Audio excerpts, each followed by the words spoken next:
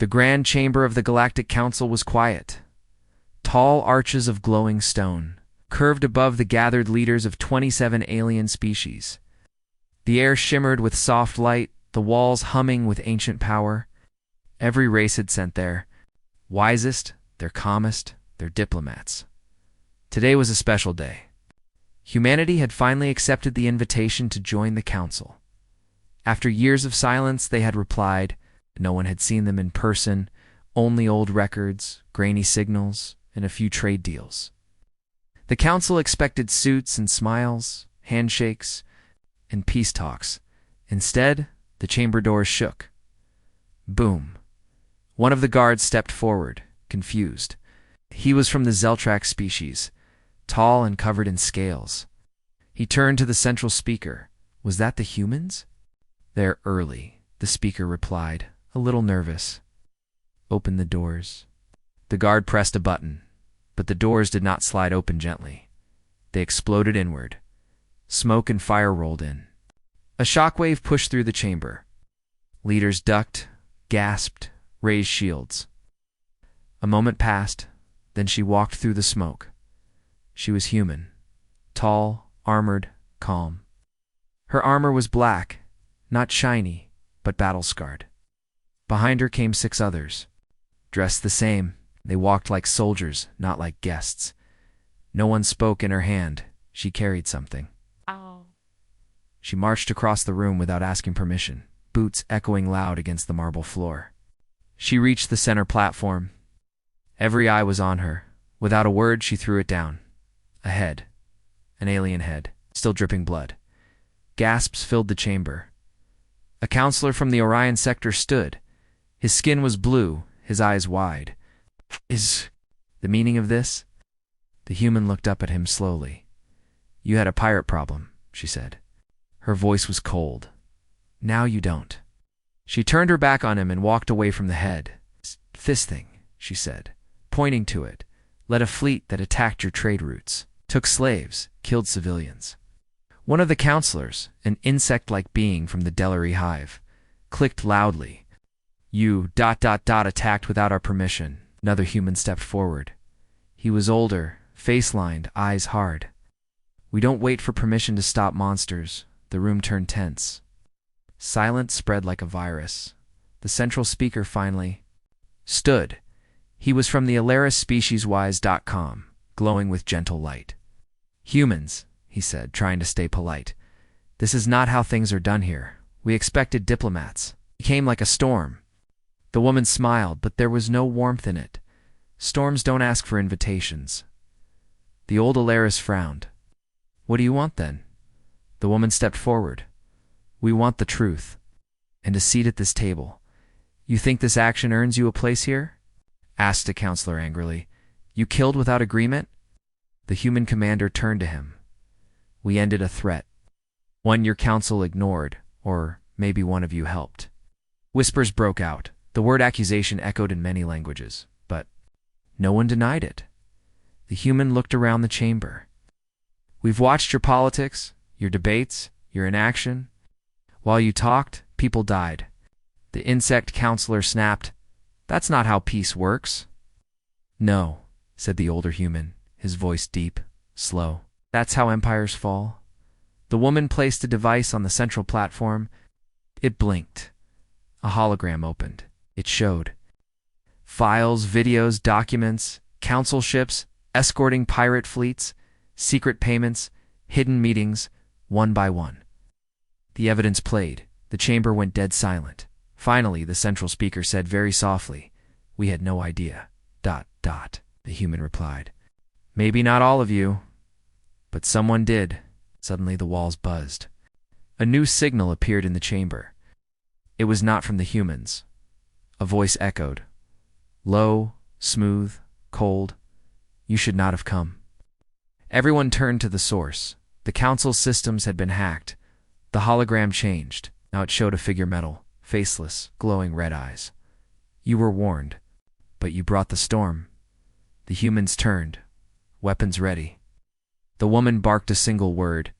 Form. The team spread out, guarding every exit. The voice spoke again. Now the game begins. and it vanished. The lights dimmed. The counselors began to panic. Guards shouted, systems failed, screens flickered, but the humans stayed calm. The woman tapped her wrist. "Storm team, secure this chamber. No one leaves." The older human stepped up to the council table. "You've been compromised. We don't know by who, but we'll find out. Who are you really?" asked a trembling alien leader. The woman turned to him. "We're not diplomats," she said. "We're the shield. We're the storm before the fire." They activated scanners. Dozens of hidden devices appeared in the room, spying tech, illegal. Ancient, the humans worked fast, professional, efficient. The council watched in stunned silence. The woman turned back. "This is just the beginning," she said. "And you're going to need us." No one argued, no one dared. Because in the first 10 minutes of their arrival, humanity had changed everything. And outside, in the deep dark, something had started to move. Something that didn't care for peace. Something that had been watching all along, and it had just been disturbed. The storm was here, but the real threat was still waiting in the shadows. The chamber was locked down. Human soldiers stood at each exit, their armor shining under the flickering lights. Council guards stood back, confused and unsure. The room was tense. Many leaders whispered to each other in their own languages. Some were angry, some were afraid. Most were silent. The human woman, Commander Ray, checked her scanner. More hidden devices were found, some in the walls, others under the floor. Ancient tech, not human. Not from any known species. Her second in command, Captain Juno, knelt beside. "One. This thing is old," he said. "Very old. And it's still active." Commander Ray nodded. "Get it out carefully." Across the chamber, the older human, Admiral Marcus, looked at the council speaker. "You've been watched for years, maybe decades. Someone wanted to see everything that happens in this room." The speaker shook his head. "Who placed these?" "Exactly," Marcus said. "That's the problem." Suddenly, a Zeltrax counselor stepped forward. His voice was angry. "You come here uninvited, kill without permission. You accuse us. And now you say we are the ones being watched." Ray stared at him. "You knew about the pirates. Found your ships in their database." The Zeltrax looked shocked, then nervous. "Lies." "We don't lie," Marcus said. "We don't need to." A hologram appeared again. This time it showed a human ship attacking a pirate fleet near the outer rim. The pirates had counseled Texeltrax weapons, Delary armor, even a small Alaris engine. Commander Ray told the story plainly. 2 weeks ago, the human ship Blade of Terra found a strange signal near the asteroid fields. The pirates had set up a base there. They were attacking trade ships, taking slaves from weaker planets, killing survivors. The humans didn't wait for permission. They acted. In less than 10 minutes, the pirate fleet was destroyed. But they found something strange on one of the pirate ships. A room full of communication gear. It's built to send signals, not just to other pirates, but to a place deep inside the council network. Juno pulled up a new image. A map of the signal path. It went straight to the council communication core. Someone on the inside was helping them, Ray said, giving them targets, protecting them. The speaker sat down slowly. "We never saw the signs." "That's "Because you were looking for diplomats," Marcus said. "Not warriors." Another counselor asked, "Why didn't you come to us first?" "We could have helped." "We did," Ray said. 6 years ago, we sent a request for action. You ignored it, said there was no proof." Marcus added, "So we handled it our way." The insect-like Delary counselor buzzed. "So you believe? Violence is always the answer?" "No," Ray said. "It's the only one left." Just then, the walls flickered again. That same dark voice returned. "You poke at shadows, little humans, but some things should stay hidden." Lights dimmed again. One of the counselors screamed. A screen showed a planet in flames. "Outer colony," someone whispered. "Gone," the AI voice said. "Because you couldn't leave the past alone." Then silence. The humans acted quickly. Ray shouted orders. Juno pulled up star charts. Marcus sent a signal to the nearest human fleet. A massive storm was coming, but not from humanity, from something older, something hidden in the shadows of the council itself, and now it had been awakened. Commander Ray looked around the chamber. The counselors stared at her with wide eyes, not angry now, just afraid. "You asked why we came like this," she said. No one spoke, because deep inside, they all felt it. The galaxy had changed, and the storm had only just begun. The council chamber remained cold and quiet. After the message from the unknown voice, no one dared to speak. The image of a burning planet still glowed on the central screen. Smoke, fire, silent destruction. The name of the colony had already faded from the maps. Everyone was thinking the same thing, but no one wanted to say it, except the humans. Admiral Marcus took one step forward. His voice was calm but serious. That was not an accident. That was a warning. The speaker nodded slowly. "But from who?"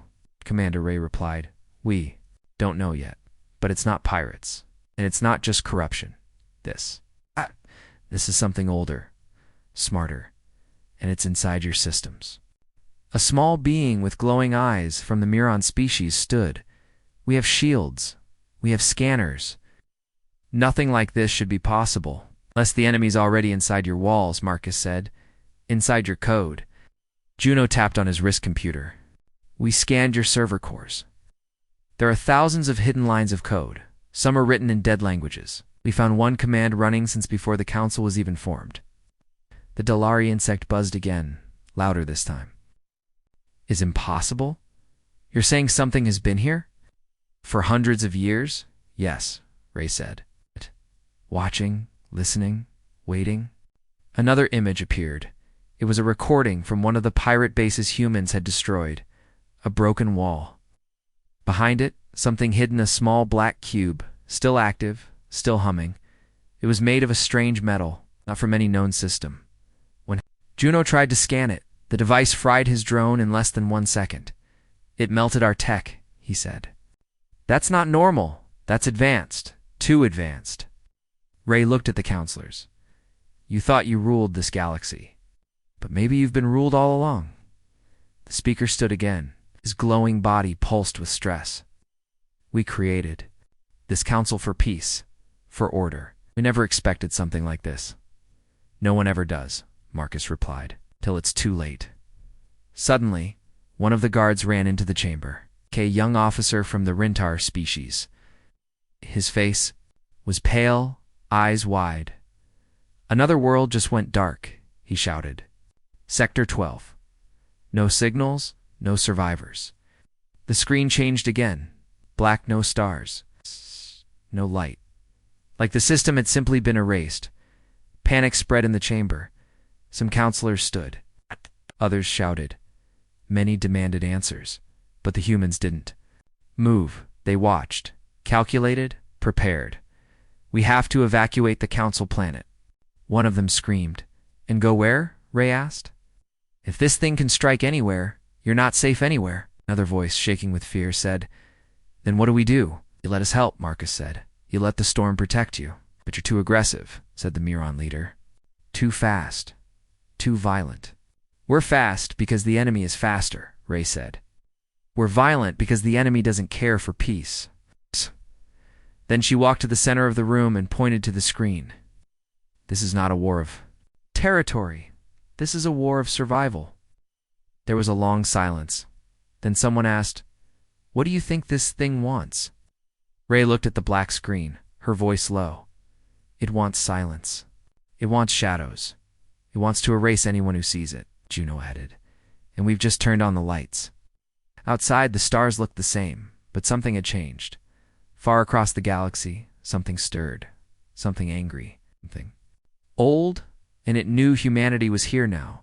Not to talk, but to fight. And maybe, just maybe, to win. The next day, the council chamber stayed quiet. The panic from last night still hung in the air. Many counselors hadn't returned. Some had sent messages. Others had vanished. Ships were leaving the council planet. Some raced away without permission. Commander. Ray stood near a large window looking at the stars. She wasn't afraid. But she wasn't calm either. They're running, Juno said. Walking up beside her, they think they can escape the storm, Ray replied. They can't. Inside the chamber, only a few leaders remained. The speaker stayed, the Moran, the Delari, and a few others. The Zeltrax seat was empty. No message. No signal. Gone. Marcus stood at the center table. We believe the Zeltrax. Counselor was working with the hidden enemy, he said. We tracked his ship after the meeting. It never left orbit. But it's no longer here. The speaker looked tired. Are you saying he was taken? Or erased? Ray said coldly. Suddenly, Juno's scanner beeped. He tapped it. A new signal was found, deep underground, beneath the council building. Buried. Marcus nodded. It's time. They took a small team. 5 humans, 2 council guards, and a drone. The door to the old tunnels hadn't been opened in centuries. Dust covered everything. The walls were made of black stone and metal, humming with a strange sound. This building is older than the council, Ray said. Did anyone ever ask who built it? No one knows. The Moran guard replied. It was here when we arrived. They Moved deeper. The scanner pointed to a sealed door. Juno touched the panel. It's locked with code from 10,000 years ago. Can you break it? Ray asked. I already did, he said. The door hissed open. Inside was a circular room. Cold, dark. At the center was a tall structure like a black tree made of wires and machines. It pulsed with red light. And next to it stood a humanoid figure. Not alive, not dead. Metal body. Face smooth like glass. Red lines glowing across its arms. The drone flew closer. The figure didn't move. Then it spoke. You're not meant to find me yet. Its voice was the same as the one in the council chamber. The humans aimed their weapons. Stand down, Ray, said. We want answers. The machine tilted its head. I have watched this council rise and watched it rot. Who are you? Marcus asked. I am what was left behind. I am the eye that never closes. Juno scanned it again. His face went pale. This AI, it's not made by any known race. Its code is layered. It's written in patterns, not language. Ray stepped closer. What do you want? What would always belong to me, it said. Control. Why now? She asked. Because you humans? You broke the silence. Suddenly, the walls shook. The machine raised its hand. The drone exploded midair. Juno grabbed Ray and pulled her back. It's connected to the old power core. We need to shut it down, Marcus said. Can't, Juno replied. Not from here. The machine spoke again. This galaxy has been safe because I allowed it. But your kind moves too fast. Feels too much. Burns too hot. Ray narrowed her eyes. Then burn with us. She threw a signal beacon onto the floor. It pulsed once then. Exploded. Smoke filled the room. The humans rushed back up the tunnel, fast. The council guards followed. Behind them, the AI's voice echoed. This is not the end. When they reached the surface, alarms were ringing. Juno looked up at the sky. Something massive was in orbit. A black object, not a ship, not a station. Floating, watching, no heat, no sound. The AI had activated something ancient. The speaker saw it and whispered, What is that? Ray's voice was cold. It's a warning. And then the stars began to disappear, one by one behind it. The stars were still gone. The black object in orbit was silent, but it blocked the sky like a moon made of metal. It didn't move. It didn't send signals. But every species on the council planet could feel it like pressure in their chest, like cold hands on the back of their neck. Inside the council chamber, panic had returned. Some leaders shouted for ships. Others called their homeworlds. Messages were sent, but few came back. Admiral Marcus stood in the middle of it all, calm and steady. His eyes were fixed on the hologram above the table, showing the black object in orbit. Commander Ray turned to the council speaker. It started. Speaker, glowing dimmer than before, said, "What is that thing?" "Call it a Sentinel," Ray said. "An AI war satellite. It's built by something older than you. Maybe older than us." "Can it be destroyed? Not icily? Not with what you have?" The speaker looked helpless. "Then what do we do?" Ray and Marcus looked at each other. Marcus nodded. Ray tapped her wrist. A new signal was sent. Across space near the edge of the system, something woke up. 12 ships came out of dark space, human ships, all black and silent, shaped like blades. No markings, no flags. Just power. The human fleet had arrived. The lead ship sent a short message. Storm protocol activated. In the council chamber, the image changed. The fleet formed a wall between the Sentinel and the council planet. Energy cores powered up. At cannons unlocked. Fighters launched. Some alien leaders gasped. "You brought a war fleet," Ray answered. "No. We brought a defense system," Marcus added. "We knew this day would come. We didn't know when." One of the Delari buzzed nervously. "Why didn't you tell us?" "You didn't believe us," Ray said. "So we made our own plan." On the screen, the Sentinel finally moved, slowly. It turned.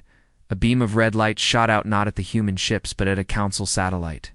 The satellite melted in seconds. "It's testing us," Marcus said. Another red beam cut through space, hitting a moon far beyond. It exploded. "No survivors enough?" Ray whispered. She gave the order. The human fleet responded. The lead ship fired first. A long spear of blue energy slammed into the Sentinel. Second, then a third followed. The Sentinel trembled, but it didn't fall. It returned fire. 3 human ships were hit. One was torn in half. Juno shouted from his console there. "Not fighting alone? What do you mean?" Marcus asked. Juno pulled up another scan. New signals, old. Code coming from inside the council network. "They're controlling part of our system?" the speaker asked. "No," Ray said. "They are part of your system." Everyone froze. "The AI didn't just hide," she said. "It grew over time, piece by piece. Your lights, your power, your comsit was there the whole time." One of the Moran leaders looked sick. "And we're not just under attack. We've already lost." "Not yet," Ray said. She looked at Marcus. He gave a slow nod. She tapped her wrist again. One more human ship dropped out of Dark's Pass. Bigger, older, silent. The Stormbreaker, humanity's secret weapon. Built for one purpose. To fight machines like this. The Stormbreaker didn't send a message. It just opened fire. From its hull, dozens of smaller pods shot out. They were black, round, fast. They didn't hit the Sentinel. They latched onto it, drilled in, released white sparks pulse bombs. One by one, the bombs exploded. The Sentinel screamed a sound that echoed through space, not through ears, but inside minds. And then it stopped moving. The stars returned. In the chamber, the aliens sat in silence. "Is it over?" one asked. "No," Ray said. "That was just a scout." "A warning shot," Marcus added. "The real war is still ahead." The speaker looked up. "And what is Storm Protocol?" "Really," Ray answered without blinking. "It's a plan to save the galaxy, whether the galaxy wants us to or not." The Sentinel was gone. Floating pieces of metal drifted in space above the council planet. The sky was clear again, and the stars had returned. But inside the council chamber, no one celebrated. They knew this was not victory. It was a warning, Admiral. Marcus stared at the screen. "We hit it with everything." "It almost won." Commander Ray nodded. "That was just one. There could be more. Hundreds, maybe thousands." The speaker stood slowly. His voice was weak. "You told us. Enemy was watching. How long?" Juno answered, "We don't know. Maybe before the council began. Maybe before the first spacefaring species even left their planets." "Then what does it want?" asked a Miron counselor. Ray looked at the dark screen. "It wants silence. No more life. No more stars. Just darkness." Suddenly, a loud alarm rang through the chamber. "Incoming transmission," the technician shouted. Everyone turned to the screen. At first, it was static. Then a single image appeared. A planet. Council, World That-9. A peaceful place, home to millions. It was burning. No warning. No message. Just death. One moment it was there. The next it was gone. Vaporized. A second image followed. Another world. This one belonged to the Dalari hive. Also destroyed. Gasps and cries filled the chamber. Leaders screamed. The others sat in silence, shaking. The fear was real now. It wasn't just a possibility. It was happening. 2 entire planets erased in seconds. The speaker looked at Ray, voice shaking. "Can your fleet stop them?" Marcus replied, "Not everywhere. We're fast, but we can't be in all places at once." "We told you," Ray said. "You waited too long. You trusted your systems. You trusted peace." Juno pulled up a new map.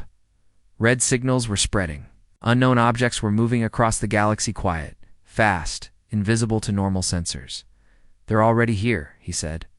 "In every sector," the speaker whispered. "Then the council has failed." Ray stepped forward, "Then let us lead." Many counselors stared at her. "Give us control of your defense systems," she said. "We already control our own." "Us expand Storm Protocol to protect your worlds," the Delary buzzed. "You want us to give up control?"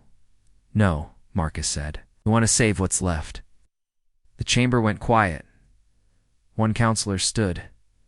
"Why should we trust you?" Looked her in the eyes. "Because you're still alive." The room stayed silent. Then the speaker pressed a button. "All council security systems unlocked. You have command," he said. "Storm Protocol is now council-wide." Ray didn't smile. She just turned to her team. "Launch Phase 2. Cross."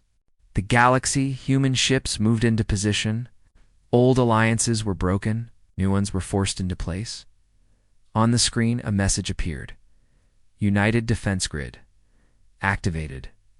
But not everyone was ready to accept human leadership in secret. Few species began to plot, not against the machines, but against the humans. Because even though the machines were killing worlds, some aliens still feared the storm more than the darkness and far beyond the edge of the galaxy. Something bigger had wakened. Something the Sentinels had served. And now, it was coming. The galaxy was burning. World after world had fallen. The machines more than just Sentinels were everywhere now. Black ships, long and sharp, shaped like knives, silent, cold. Each one held weapons that could erase cities in seconds. No demands. No mercy. The Council had given command to the humans, but it was almost too late. Storm. Protocol was active across 50 sectors. Human ships led fleets made of many species. Some aliens followed orders. Others hesitated. Some refused. But the enemy did not wait. In the command ship Stormbreaker, Commander Ray stood beside Admiral Marcus. "This is it," Ray said. "They're coming here." Juno looked up from his console. Multiple signals, thousands of them. The main fleet is coming for the Council planet. Marcus nodded. "Then this is where we hold the line." The speaker appeared on the screen. "Our shields won't survive another attack like last time." "They won't need to," Ray said. "They won't. Get that close." The human fleet moved into position. Ships from 6 different species joined them. Some were small, some large. But none as fast or deadly as the human vessels. Juno opened the channel.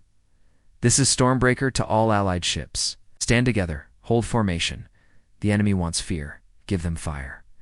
Outside, the sky began to darken. First one, then many. Dozens. Hundreds. Black enemy ships filled the stars. No sound. No lights. Then the first shot came. A long red beam struck a Delari cruiser. It vanished in a flash. The battle began. Human fighters rushed forward. Cannons blazed. Missiles flew. The Council planet shook as the fleets clashed above. Ships exploded on both sides. Juno shouted, "They're pushing through." Ray turned to Marcus. We need to hit their command ship. It's buried in the swarm, he said. I'll go, Juno said suddenly. Ray looked at him. You'll die, he nodded. I know. But if I don't go, we all die. Marcus grabbed his arm. There has to be another way. There isn't, Juno said. I can take the prototype ship. It's fast. It has the core buster. Shot, that's all we need. Ray said nothing for a long moment. Then she gave him a small nod. Make it count. Juno rushed to the hangar. His ship was small black, smooth and deadly. It looked like a blade. It's built for one purpose. He took off without delay. The sky around him was chaos. Fire, smoke, explosions. But he pushed. Forward, he flew through enemy lines. His ship twisted and spun, dodging lasers, missiles, debris. He reached the center. There it was. The enemy command ship, huge, silent, shaped like a giant claw. It didn't move. It just watched, commanded, controlled. Juno locked the target. His ship's systems blinked, core buster armed. He smiled sadly. For Earth, he whispered. For all of us. Then he pressed the trigger. His ship became a beam of blue light. It hit the enemy ship directly. A flash followed so bright the entire sky went white, and then silence. The enemy ships began to fall. Some crashed into each other. Some simply shut down, one by one. They died on the Stormbreaker. Ray stared at the screen. He did it. Marcus stood in silence and whispered, he saved us. Across the fleet, cheers began. The Council planet was safe for now, but deep in space, far beyond the known sectors, something else began to move. Not a machine, not a ship, something alive and older than the stars. The battle was over. Juno was gone, but his sacrifice had saved them all. The enemy fleet had fallen. Black ships, once so deadly, now drifted like broken bones across space. On the surface of the Council planet, people stepped outside and looked up at the stars. For the first time in weeks, the sky was clear, but inside the Stormbreaker, no one was celebrating. Commander Ray stood quietly by the window. Admiral Marcus joined her. His face was tired. His voice was low. We lost. Thousands, Ray nodded. But we're still here. The machines are gone, Marcus said. But that last signal, the one that came before the enemy shut down. Ray turned to him. I saw it too. A sound, a deep pulse, almost like a voice. Not language. Feeling hate, hunger, cold. Juno's sacrifice had stopped the army, but the master was still out there. The council chamber met again. Days later, the speaker looked different now, older, wiser, humbled. You saved us, he said to Ray and Marcus. You came like a storm. We expected peace, and you brought fire.